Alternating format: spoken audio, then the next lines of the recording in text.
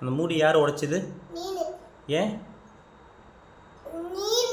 நான் எதுக்காக உடைச்சேன்? எதுக்காக உடைச்சேன்? ஏன் சொல்லு. ஏன் உடைச்சேன்? ஏன் எதுக்காக உடைச்சேன் நான்? உங்கள் அண்ணன் என்ன பண்ணா? தப்பு செஞ்சதான் தப்பு தானே? யார் நீங்கள் அடிச்சிங்களா நான் அடிச்சேனா? நீங்கள் அடிச்சிங்களா? அதனால் உடஞ்சிடுச்சா? சொச்சோ, இப்போ நான் அடித்து உடஞ்சிச்சுன்னு சொன்னீங்க.